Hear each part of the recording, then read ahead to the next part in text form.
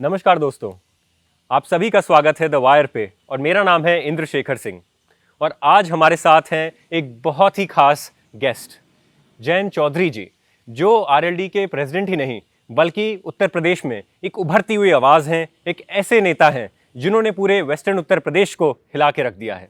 तो समय न बर्बाद करते हुए आइए चलिए उनसे बात करते हैं। जयंत जी, बहुत बहुत शुक्रिया आपका हमारे शो में आने के लिए। और पहला सवाल कि लखीमपुर खीरी में जो वायलेंस हुआ या जो हिंसा हुई, उसके बारे में आपको क्या लगता है? अब तस्वीर बहुत दर्दनाक है, वीडियो सबने देखे हैं। सच्चाई यही है कि मंत्री ने उकसाया। सोचने के कई विषय सामने आते हैं। नंबर एक कि लड़ाई यहाँ तक पहुँच गई कि एक ऐसा वर्ग भी है जो वाकई प्रोपेगेंडा का हिस्सा बन गया, जो सच में मानता है कि किसान नहीं है, ये राष्ट्र विरोधी ताकतें हैं, या सिर्फ मोदी जी को कमज़ोर करने के लिए आंदोलन रचा गया। असल मुद्दों को वो लोग समझ नहीं पा रहे। और दूसरा सोचने का विषय यह है कि जब गृह मंत्री ही उसमें ऐसे इन्वॉल्व हों, पूरी मशीनरी ऐसा लगता है कि एक तरफ खड़ी है और आम आदमी किसान दूसरी तरफ खड़ा है।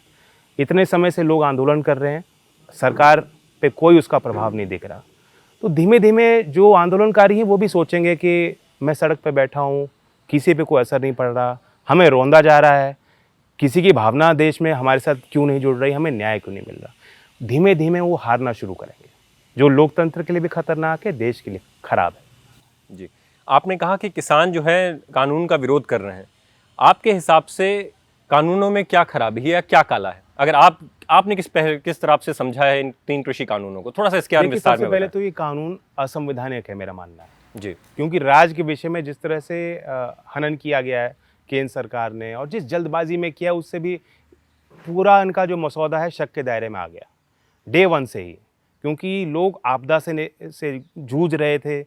सरकार ने ऐलान कर दिया कि मानव जो नागरिक अधिकार हैं वो एक तरफ है, अब सरकार ही सारे फैसले लेगी। डिज़ास्टर मैनेजमेंट एक्ट को लागू किया गया। एपिडेमिक है, घर से मत निकलो, बंदी है। उन दिनों में हमने देखा कि सिर्फ किसान ही था जो खेत में भी जा रहा था, मंडी भी जा रहा था, और उसी ने इस देश को आबाद रखा, जिंदा रखा अर्थव्यवस्था को। और उसी किसान की कमर तोड़ने के लिए जल्दबाजी में सरकार कानून लाई। तो एक तो ये लोगों ने इसको सही निगाह से ही नहीं देखा। फिर आप रिफॉर्म कह रहे हो, लेकिन कोई भी रिफॉर्म अगर उस रिफॉर्म्स में जो स्टेक होल्डर्स हैं, जिन पे प्रभाव होने वाला है आपके फैसलों का, आपने उनसे विचार विमर्श नहीं किया। उनके तरफ से कोई मांग नहीं आई कि हमें ऐसा कानून चाहते हैं, वो विरोध कर रहे हैं, तब भी आप पीछे नहीं हटे। और तीसरी बात, बिना जनमत के कोई भी काम, कोई भी फैसला सरकार लेती है तो उसका विरोध होगा। अब सरकार अगर संवेदनशील हो तो कोई हर्ज नहीं है, सरकार को रुकना भी पड़ता है, सरकार को पीछे मुड़ना भी पड़ता है। कई बार सरकार ने फैसले लिए देश के इतिहास में, और उन फैसलों को रद्द किया गया सिर्फ इसलिए क्योंकि व्यापक एक जन आंदोलन हुआ या जन भावना उस मुद्दे पे जुड़ी।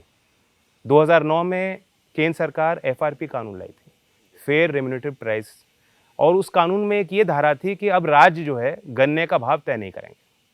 अगर तय करेंगे तो जो एफआरपी और एसएपी के बीच में डिफरेंस होगा, जो फ़र्क होगा, वो राज्य को खजाने से देना पड़ेगा, कोई निजी मिल मालिक भी बाध्य नहीं होगा। विरोध हुआ। उत्तर प्रदेश के बहुत बड़ी तादाद में किसान दिल्ली आए। एक दिन नहीं लगा, सरकार को एहसास हुआ। मनमोहन सिंह जी ने घोषणा की, नहीं हम ये कानून पर पुनर्विचार करेंगे, और मसौदा बदला गया। तो अगर सरकार संवेदनशील होती है तो जनता की भावनाओं को भी समझती है। अब इसमें लोगों को डर ये लग रहा है कि आप मंडी से बाहर एक व्यवस्था बनाना चाहते हैं, अच्छी बात है, कंपटीशन होना चाहिए। प्राइवेट खरीदार आज भी किसान के बीच हैं, वो जाते हैं सीधा खरीदते हैं, उनका तंत्र है। अब आप कह रहे हैं कि मंडी पे जो टैक्सेस हैं वो ख़त्म कर दी जाती हैं, सारा ट्रेड मंडी के बाहर शिफ्ट हो जाएगा। अब हरियाणा पंजाब में तो बहुत बड़ी संख्या में मंडियां भी हैं, यहाँ तक कि उत्तर प्रदेश का किसान भी हरियाणा जाके अपना धान बेचना पसंद करता है, क्योंकि उस व्यवस्था को उसको लाभ दिखता है। हमारे यहाँ मंडियाँ कम है। तो आपको करना था कि आपको मंडियाँ और बनानी थी। गवर्नमेंट का भी एक रोल रहना चाहिए, पब्लिक सेक्टर का, प्राइवेट सेक्टर को भी आप मजबूत कीजिए, दोनों साथ चलें, तब तो लोगों को विश्वास लगे कि हाँ, हम अपने टर्म्स पे, अपने शर्तों पे ट्रेड कर पाएंगे। अब एक तरफ किसान खड़ा कर दिया, दूसरी तरफ आप अदानी अंबानी को खड़ा करना चाहते हो। बराबर का सौदा नहीं है, और ये लोग जानते हैं। तो इसलिए लोगों को डर है कि आगे जाकर सरकार खरीद बंद कर देगी, और खरीद बंद कर देगी तो सरकार के घोषित एमएसपी का कोई अर्थ नहीं रह जाएगा। इस तरह की एक भावना लोगों के अंदर पैदा हुई, और इसलिए शुरुआत से ही लोगों ने विरोध किया था इसका। जी, आपने भी शुरुआती तौर पे विरोध किया काफ़ी ज़्यादा, और हम सब ने वो दृश्य देखे। वैसे तो एक बहुत बुरा लगा देखे कि इस प्रकार से बीजेपी सरकार ने आप पे भी हिंसा का प्रयोग किया, और आपकी बात को दबाने के लिए। तो तब से और आज जो किसानों पे हिंसा हुई है, इस चरण से हम लोगों को क्या समझ में आता है और लोगों को क्या संदेश लेना चाहिए? देखिए, मैं आपको उदाहरण देता हूँ। आजकल अखबारों में सारे अखबार पटे पड़े हैं अपराध से। हमने देश में अपराध को लेकर ये भी माहौल देखा है कि आम आदमी निकल पड़ा सड़कों पे, सवाल पूछने सरकार से, दबाव बनाने सरकार से, कैसे कानून होने चाहिए, रेप कैसे रुकेंगे, इस तरह की जो घटनाएं समाज में होती हैं कैसे रुकेंगी। इसको लेकर एक व्यापक चर्चा हुई, और सबकी भागीदारी से एक मूवमेंट बना। लेकिन अब क्योंकि रोज़ इस तरह की घटना आ रही हैं, धीमे धीमे आप डिसेंसिटाइज हो जा रहे हैं। उसी तरह से जैसे जैसे हमने देखा कई ऐसी वारदात हो गई कि जनता कुछ मांग रही है, उन पे लाठीचार्ज कर दिया गया, उन पे बल प्रयोग किया गया, लोग मारे गए। धीमे धीमे जो एक नीति निर्धारक के देश के हैं, जो क्रीम हैं, जो एलिट्स हैं, वो जनता से दूर होते चले गए। और ये एक जीता जाता उदाहरण है कि आप देख रहे हैं कि गाँव के लोग समझ रहे हैं मुद्दे को, वो विरोध कर रहे हैं, और देश के एलिट्स जो सिर्फ एक ट्रेडिशनल मीडिया पे ओपिनियन मेकिंग करते हैं, उस आधार पे करते हैं, वो लोग कह रहे हैं नहीं, मोदी जी तो अच्छा रिफॉर्म करना चाह रहे हैं, किसानों के हित में करना चाह रहे हैं, क्यों कर रहे हैं किसान विरोध। तो एक डिवाइड बनता जा रहा है जो दुर्भाग्यपूर्ण। तो क्या आप, ये मैं ठीक समझूंगा, आप ये कहना चाह रहे हैं मोदी जी कोहिनूर देना चाह रहे हैं किसानों को, और किसान मना कर रहे हैं हमें कोहिनूर नहीं चाहिए? I think that is the case. ज़बरदस्ती आप कह रहे हो कि आपके भले के लिए, और लोग कह रहे हैं हमें नहीं चाहिए, तब भी आप थोप रहे हो उस चीज़ को। जी, तो आपने गन्ने की भी बात की। ज़बरदस्ती आप किसी को खीर भी खिलाओगे तो वो भी एक सीमा के बाद अच्छी नहीं लगेगी किसी को। जी जी, तो आपने गन्ने का भी जिक्र किया, और गन्ने गन्ने के दामों के ऊपर बड़ी कड़ी राजनीति हो रही है, जहाँ पे हरियाणा पंजाब में दाम अलग बढ़ाए गए, एफआरपी बढ़ाया गया। उसके बाद उत्तर प्रदेश सरकार ने आके कहा कि हम भी 5-10 रुपये अपने गन्ने के दाम पे बढ़ाएंगे। लेकिन क्या आपको लगता है कि बिना पुराना बकाया दिए ये दाम बढ़ाने का कोई मतलब है? और साथ ही साथ इसके साथ एक और जुड़ा हुआ सवाल है जो बहुत ज़रूरी है, कि क्या जो पश्चिमी उत्तर प्रदेश है वो आज की तारीख में गन्ना उगा भी सकता है? इतने सारे मार्केट फोर्सेस आ चुके हैं, ओवर प्रोडक्शन का प्रॉब्लम है, मिल्स की प्रॉब्लम है, काफ़ी लोग कहते हैं माफिया भी इसमें इन्वॉल्व हैं किसी तरह से।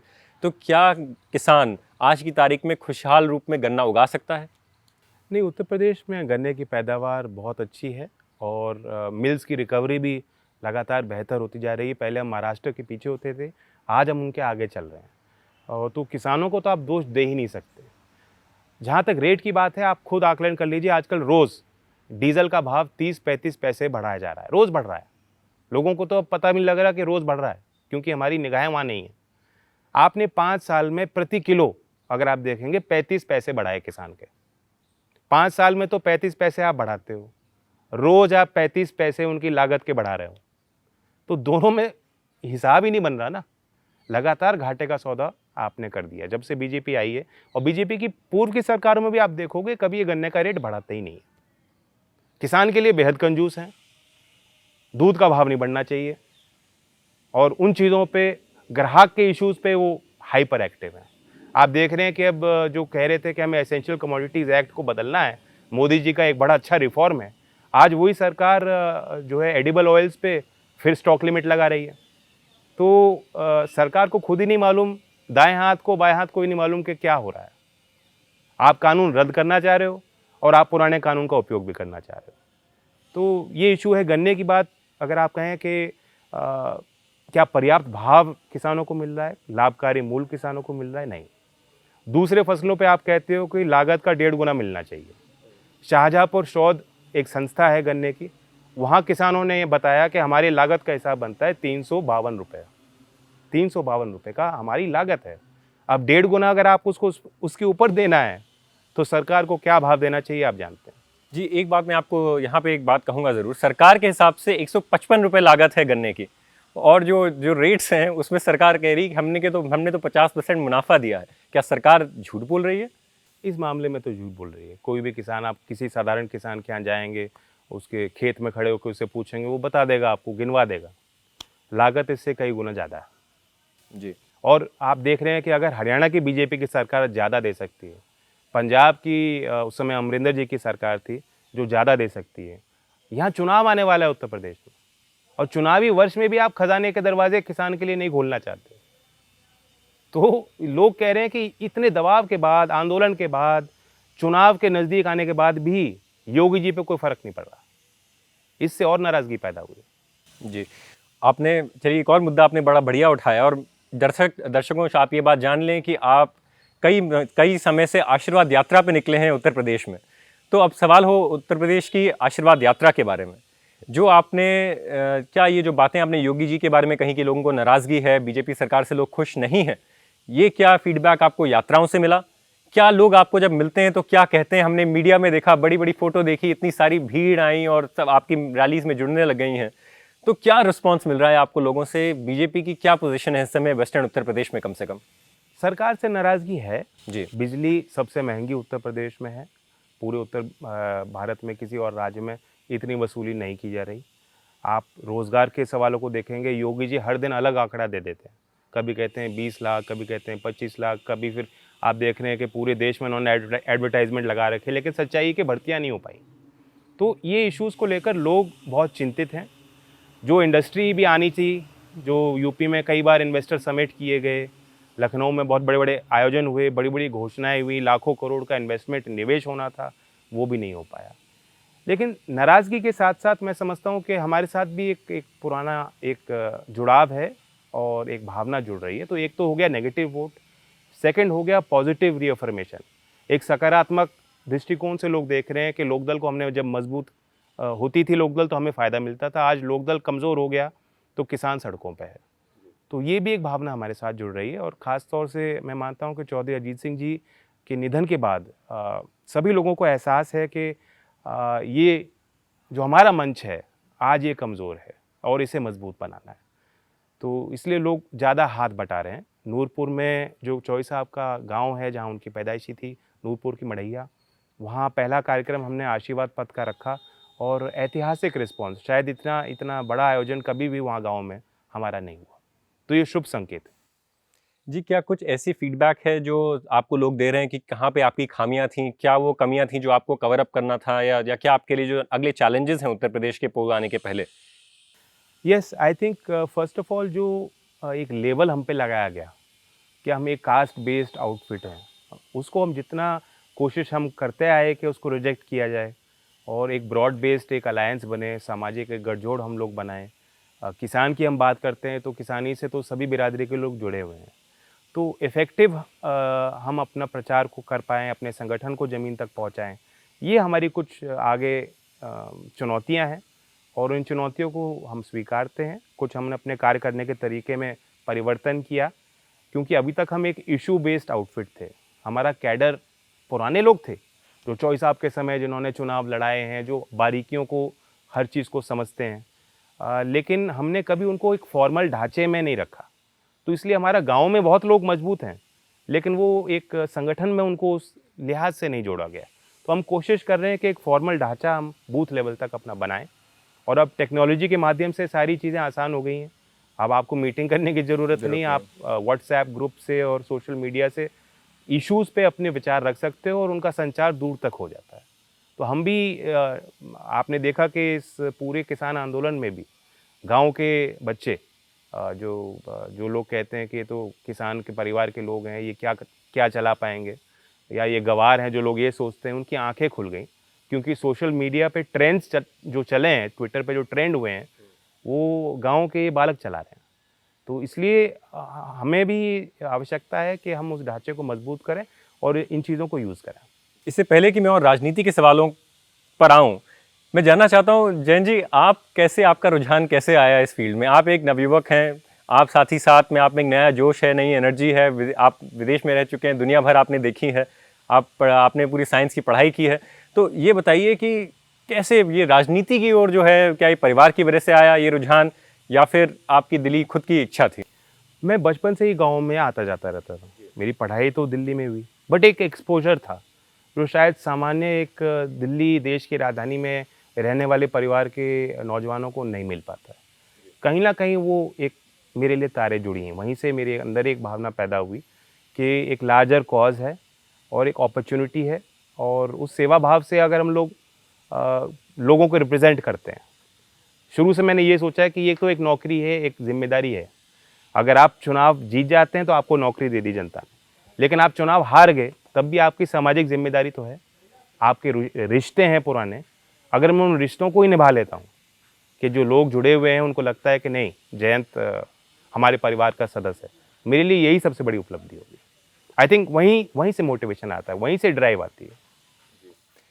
अब आते हैं राजनीति के सवालों पे। तो पूरे इस समय पूरे देश में जो हलचल चल रही है वो ये है कि क्या आपकी पार्टी अखिलेश यादव जी की पार्टी के साथ अलायंस करेगी, और ये किस प्रकार से ये अलायंस बीजेपी को वेस्टर्न उत्तर प्रदेश में कम से कम हरा पाएगी। पूरा देश जानना चाहता है कि क्या माहौल चल रहा है वेस्टर्न उत्तर प्रदेश में, कैसे ये अलायंस रंग लाएगी। थोड़ा सा इसके बारे में आप बताएं। देखिए, पश्चिम में जिस तरह का माहौल मैं देख रहा हूँ, ज़मीन पे हमने छोटे कार्यक्रम भी किए हैं जी, गाँव में सीधा संवाद भी किया है, और अब बड़े बड़े मंचों पे लोग आ रहे हैं।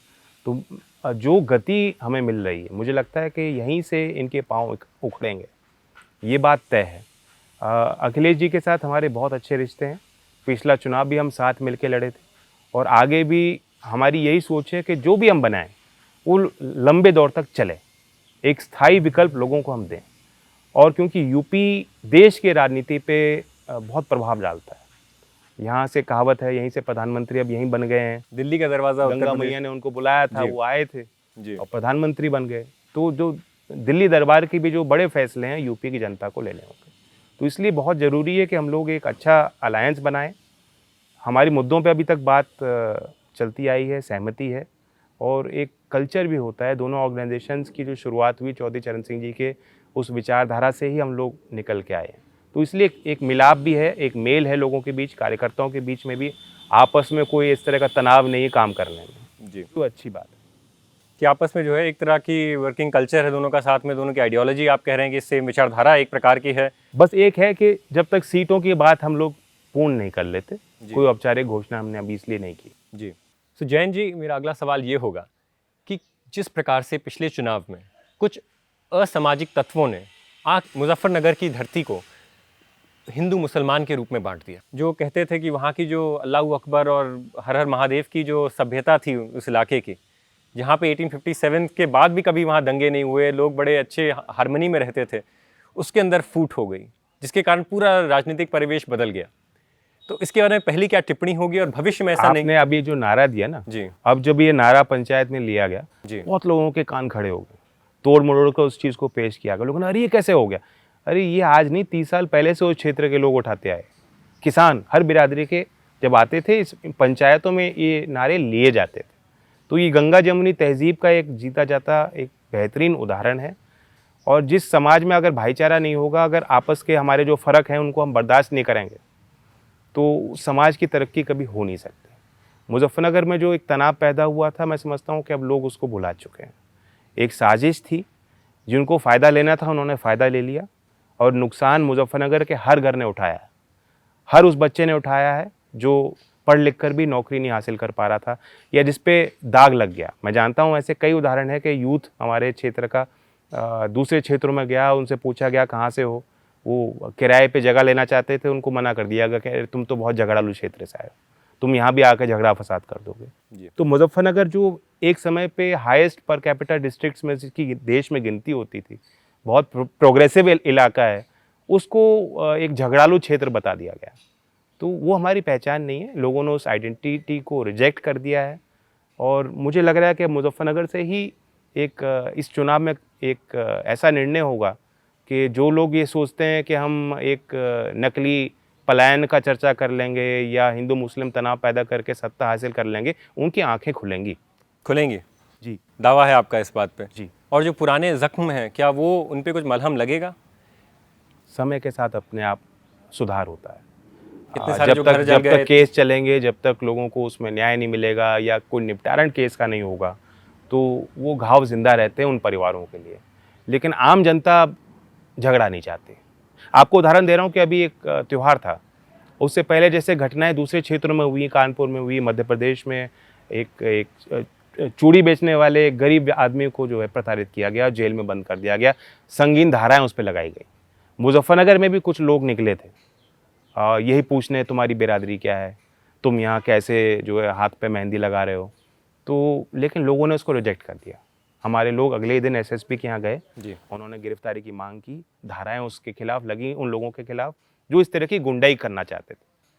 अगर तनाव होता तो हो सकता है ये मुद्दा भी हिंदू मुस्लिम बन जाता, लेकिन आम जनता ने इस बात को पहचाना कि ये झगड़ा फसाद बढ़ाने की दृष्टि से ही लोग हमारे बीच में घुसने की कोशिश कर रहे हैं। ये अच्छे संकेत है कि आम जनता, जिसे आप सिविल सोसाइटी कहते हो जी, अगर वो सतर्क रहेगी तो ये जो छोटी छोटी चिंगारियां लगती हैं वो बुझ जाएंगे, क्योंकि अपराध होते हैं। अब हर अपराध को आप चश्मा लगा के देखोगे कि ये अपराधी कौन है, इसमें दोषी कौन है, ये इसमें विक्टिम कौन है, और उस हिसाब से आप फैसले लोगे, वो खतरनाक है जी। तो क्या आपकी मोदी जी से कभी मुलाकात हुई? मेरी मुलाकात हुई नहीं हुई। चौधरी अजीत सिंह जी की उनके भेंट हुई थी जी। मेरी मुलाकात पार्लियामेंट में हुई है, जब चौधरी साहब के उस पर कभी फंक्शन में कभी वो आए हैं एक आध बार, बट ऐसे कभी बैठ के कभी बातचीत नहीं। लेकिन अगर आप मोदी जी को एक संदेश कहें किसान आंदोलन के बारे में, तो वो क्या होगा? जो नेता झुक जाता है जनता के आगे वो बड़ा होता है। बड़ा दिल दिखाइए, आपकी सरकार है, बहुमत है, और अगले चुनाव तक तो बहुमत इंटैक्ट रहेगी, उसमें कोई जोड़ तोड़ भी संभव नहीं है। और इसलिए मैं कहता हूं कि पार्लियामेंट का हक होता है, आप आज कानून वापस ले सकते हैं, फिर चर्चा करके एक नया मसौदा बना के लोगों की राय लेके फिर पेश कर सकते हैं। लेकिन ये जो आपने हट पकड़ रखी है कि नहीं मैं पीछे नहीं हटूंगा, जनता वापस जाए। सड़क पर बैठे किसान आंदोलन में इतने लोग शहीद हो गए, लखीमपुर की इतनी बड़ी घटना, हृदय विदारक घटना हुई, आप लखनऊ गए, 2 शब्द भी आपने नहीं बोले। तो आप हमारे भी तो प्रधानमंत्री हो, आप इन किसानों के लिए भी प्रधानमंत्री हो। वो पद का सम्मान हम सब करते हैं, आप भी कीजिए। जी, आखिरी सवाल कि क्या आपको लगता है उत्तर प्रदेश में क्या होने वाला है, और उत्तर प्रदेश में जो लोग राजनीति के स्टूडेंट्स हैं, राजनीति में इंटरेस्ट रखते हैं, कौन सा खेला वो देखेंगे जो वेस्टर्न उत्तर प्रदेश में होगा? थोड़ा सा इसमें आप थोड़ा स्पेसिफिक दर्शकों के लिए बताइए, क्योंकि सब लोग जानना चाहते हैं कि आपके साथ क्या चल रहा है, आपकी रणनीति क्या है। और चाहे कॉर्पोरेट मीडिया ये बात ना दिखाए, लेकिन द वायर ने ये कर दिया, ये निश्चय कर लिया है कि हम आपकी बात तक पूरे देश तक पहुंचाएंगे, किसानों तक पहुंचाएंगे। तो थोड़ा सा आप बताएं कि एक चीज़ फ़र्क है जी, जो शायद ये प्रयोग कहीं किसी राज्य में नहीं हुआ, किसी चुनाव में नहीं हुआ, कि अभी 5-6 महीने चुनाव को हैं और हम अपना मैनिफेस्टो घोषित करने जा रहे हैं। 31 अक्टूबर सरदार पटेल जी की जयंती है जी, और we will be declaring our manifesto. और बल्कि अभी मैं सबकी राय ले रहा हूँ, कई हमने कार्यक्रम कर लिए जिसमें लोगों की राय ली गई है, और ऑगमेंटेड रियलिटी के माध्यम से इसी 15 तारीख को मैं एक लिंक जारी करूंगा, जिस लिंक के माध्यम से लोगों की राय ली जाएगी कि आपके लिए सबसे बड़ा मुद्दा क्या है। तो जनता से राय शुमारी करना और उनके फीडबैक के आधार पे एक मैनिफेस्टो बनाना, और चुनाव में उम्मीदवार देने से पहले मुद्दों को आगे रखना, ये शायद एक पहल हमने की है, और इससे और पार्टियों पे भी दबाव बनेगा। तो मैंने घोषणा नूरपुर के चौधरी साहब की उस जन्मस्थली से की भी है कि जो पीएम सम्मान योजना है, 6,000 रुपये मिलते हैं। 6,000 रुपये में कुछ नहीं होता, 6,000 रुपये में कोई खर्चा किसान का नहीं कम हो रहा, कोई लागत कम नहीं हो पा रही। इसलिए हमने तय किया है कि 23 दिसंबर जो चौधरी चरण सिंह जी की जयंती है, किसान दिवस के रूप में मनाया जाता है, उस तारीख में 6,000 केंद्र देती है, हम 6,000 यानी 12,000 कुल सभी किसानों को देंगे। और जो सीमांत किसान है, जो असिंचित ज़मीन पर खेती कर रहा है, उसको 15,000 रुपये राज्य सरकार देगी। तो जब हम ये घोषणा करेंगे, बीजेपी भी प्रेशर बनेगा, विपक्ष के दूसरी पार्टियों पे प्रेशर बनेगा, उनसे भी लोग पूछेंगे भाई तुम क्या करने जा रहे हो। तो कम से कम फिर असल मुद्दों पे ही चुनाव होगा, ना कि ऐसी बातों पे कि अफगानिस्तान में तालिबान घुस आया है और यहाँ पे जो एक अपराध हो गया है, उस आधार पे फैसले ना लिए जाएं। जी, आप ही के जवाब से एक और सवाल उत्तर के आता है, और ये जल्दी से मैं आपसे पूछूंगा कि उत्तर प्रदेश में फिर भी जो कास्ट की बात है, या जो जाति विशेष जो आपके इलेक्शन होता है, या साथ ही साथ वोटिंग जो होती है, उससे देश की राजनीति प्रभावित है, चाहे आप कुछ भी कह लें। कई ऐसे एक्सपर्ट्स हैं जो कहते हैं कि योगी जी को काफ़ी वोट इसलिए मिलता है क्योंकि वो द्विज हैं, या ठाकुर हैं, या ब्राह्मण वोट, इस तरह की जो है वोट बांटाई होती है। तो जब आप और अखिलेश जी साथ में आते हैं, या इस तरह का गठबंधन बनता है, तो अपने आप कुछ लोग सवाल उठाते हैं कि क्या ये एक पिछड़ी जातियों का या फिर इस टाइप के माइनॉरिटी ग्रुप्स का साथ आना ठीक है, ये बीजेपी को मदद नहीं करेगा एक पोलराइजेशन में, एक अपर कास्ट पोलराइजेशन में? एक्चुअली क्या है कि ये लेबल्स तो हम लोगों पे लगाए जाते हैं जी, तो इसको हमारी counter आप पार्टी लोग में कैसे भी मतलब हर वर्ग के नेता हैं जी जी और हमने इसको काउंटर करने के लिए उनको जिम्मेदारी सौंपी है। जी। आपको पता होगा अभी एक 2 महीने से हम एक न्याय यात्रा चला रहे थे। वो न्याय यात्रा का काम ये था कि वंचित समाज, दलित वर्ग, हाथरस की घटना को लेकर के न्याय नहीं मिल पाया, या कोविड पीड़ित परिवारों को जिस तरह से आर्थिक सहयोग सरकार को करना चाहिए नहीं कर पाई सरकार, उनके लिए कोई व्यवस्थाएं स्वास्थ्य की नहीं हो पाई, इन इश्यूज़ को लेकर एक लगातार यात्रा चली है। तो यही तरीका है कि हम अपना कम्युनिकेशन बेहतर करें और इस तरह का जो लेबल लगता है, मैं देखता हूँ कई बार अखबार में मीटिंग मेरी किसानों पे मैंने चर्चा करी और अखबार पे लिखा जाता है कि जाट मुस्लिम समीकरण बनाने पे लग गई लोकदल। कोई जाट मुस्लिम समीकरण नहीं है, वोट सब करेंगे तभी हम जीत पाएंगे। जी, तो थैंक यू वेरी मच, आप हमारे शो में आए और आपने अपना समय हमें दिया। Thank you. दर्शकों, अगर आपको भी हमारी बात अच्छी लगी और आप जैन जी से कोई अपने सवाल रखना चाहते हैं या अपने सुझाव देना चाहते हैं उत्तर प्रदेश इलेक्शन के लिए, तो भूलिएगा मत हमारे यूट्यूब चैनल पे कमेंट करने के लिए। हम आपको वादा करते हैं कि आपके सुझाव हम जैन जी तक ज़रूर पहुंचाएंगे। धन्यवाद। द वायर के और वीडियोस देखने के लिए सब्सक्राइब करें और बेल आइकन पर क्लिक करें।